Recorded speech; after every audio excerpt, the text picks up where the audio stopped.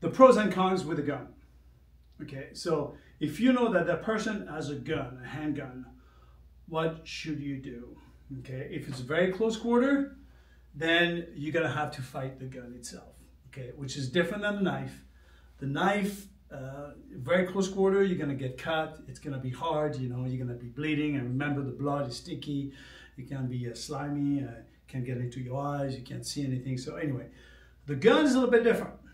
Okay, I'm less scared of a gun than a knife, and the reason for that is there's so many things that needs to occur before this become very effective. Okay, and I'll show you what I'm talking about. Okay, I clear the gun. Nothing there. Straight direction. So this is a full magazine. If you look, this is a Glock 17. If you look at my trigger has been pulled. How would I know that? It's because you see there's no space between the trigger and the trigger guard. You see that? Now watch this. See now? So that tells me that the gun has been cocked. Okay, so we know that three things needs to happen before this gun becomes effective. Okay, number one, you need to have one round inside the chamber. Number two, the gun has to be cocked. And number three, you need to have the trigger pull. And this has to occur at the same time. Which means that if you are in a very close quarter, and if you can take one of these steps out of the equation, the gun is not going to function. So I'm going to give you a little example. Okay, let's see.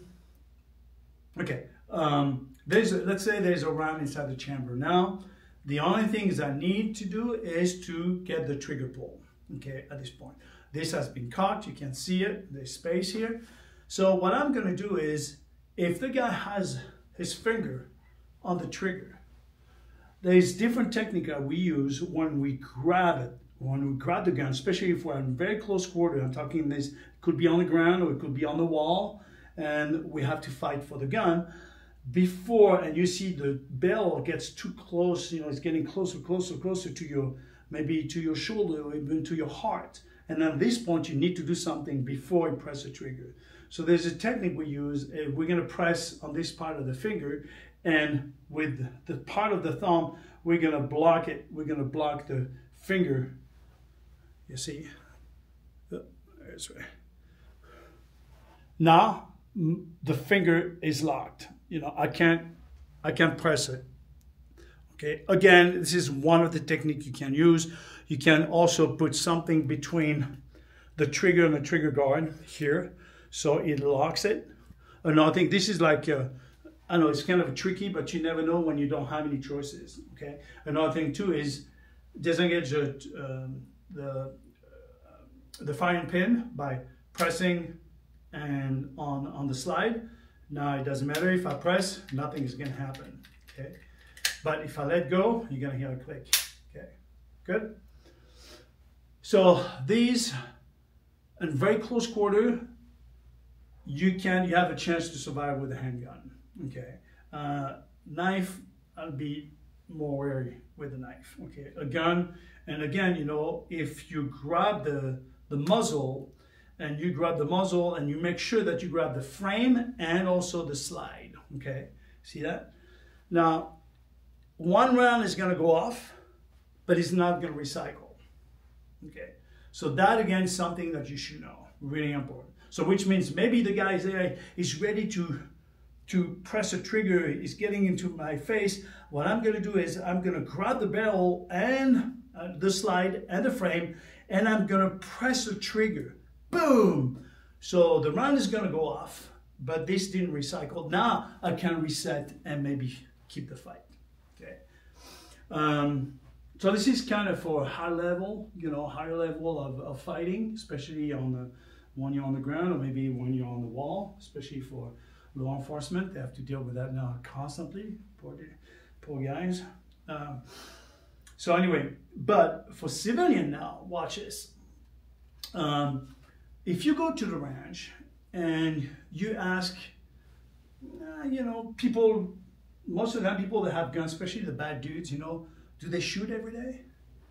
I doubt they shoot every day. So they're not very accurate with a handgun, right? Again, they can be accurate because now you have the red dot, and they use a Glock with 30 rounds, so they can do automatic. They can have an automatic weapon, so now they can spray. So that's a different that's a different deal also as well. But watch this. Distance again is so important. Okay, handgun, I prefer to get closer. Okay, and the reason for that is if the guy is close, I can grab it. It's not gonna cut me. And the only thing I have to be careful of is just this part of the gun. If this is facing me, it doesn't matter. If this is facing me this way, it doesn't matter. This way, it doesn't matter. But if this faces me, yeah, I gotta be careful now, because that piece of metal is gonna come out of that barrel. So in terms of tactics now, my tactics is to keep that surface, that little round spot away from my face, from my body, from everything. So my tactic is to stay away from this part of the gun. Okay, a knife is different. A knife, you know, it can cut. You know, it's totally different, because a knife can cut from both sides if it's both sides, you know, and also the pointy side. So you have 1, 2, 3 things that you have to be careful. You can't grab the knife, you know, by the blades. You're gonna get caught. Okay, but a gun is different. A gun, you can grab it. The only thing you have to be careful again is that little part here. No big deal, right? Okay. Again, wrap it around. Be careful if there's somebody, your family behind it. Another thing too is distance. Distance, it's always your friend. So I see a lot of shooting, and I see, and people are not using the environment. The environment is so important for your tactics. Again, we're not talking about the techniques, we're talking about the tactics. What you should do if there's a shootout. Well, there's a car. I know the round might be going through the car, but it doesn't matter. At least it's gonna protect you somehow, okay? Especially if you go where the engine block is, the wheels, there's different part of the car that the round is not gonna go through it, okay? So if you have a car, you can put the car between you and the gun guy, right? And the person, your distance. I mean, just think about it. You see how far I am now from the camera? Now I'm gonna get close. Oh, the target now is pretty big, right? It's pretty big, right? Pretty big. Now, if I move away, look, now I'm become smaller. Now watch this. If I turn to the side now, I'm even smaller. It's better for you, okay? If he's a bad guy, he's holding the gun, you know, by just barely moving it, just with a slap, boom. Even if he shoots, it will be away from my body, okay? Again, what I have to be careful is just that surface here. This is where the round is gonna come out. That's it. All this part of the gun, it doesn't matter. This is not dangerous. This is the part is dangerous. So if this facing me or facing, example, my hand is gonna go through it. But watch this. If it's this way, it's not gonna do anything. So if I grab the barrel, you know, it's not gonna do anything. So again, we have so many more options when we fight against a handgun than with a knife. And it's funny because people are more afraid of a handgun than a knife. If the shooter is aiming at you and you start running on a straight line, straight down, you know, my line of fire, the only thing I have to do is just move up. That's it. But if you start to go to the left, to the right, now I have to always adjust. Boom. You see? Not only that, you're going to go to the left, to the right, and then have to go up and down. So there's more adjustments have to do when you start zigzagging. Does it make sense? If you go straight up, it's easier. Straight down the road, it's easier for me. I just have to readjust the aiming going up because you're not moving left and right. But as soon as you move left and right, I have to readjust constantly. So something that you know. Another thing too, use the terrain. So the tactics is for you to use the terrain. So important. Everything you have around you can be used to your benefit. So if you have, example, a slope going up, going down, it doesn't matter, okay? Then Also, if you have a car, you can go behind the car, or you can use a car. Just if I'm here and the car is in front of me, and the person I'm supposed to shoot is in front of me, and then suddenly it goes behind the car, now I have to reassess, I have to move, so I keep the car away from my aiming point, okay? So again, these are really important.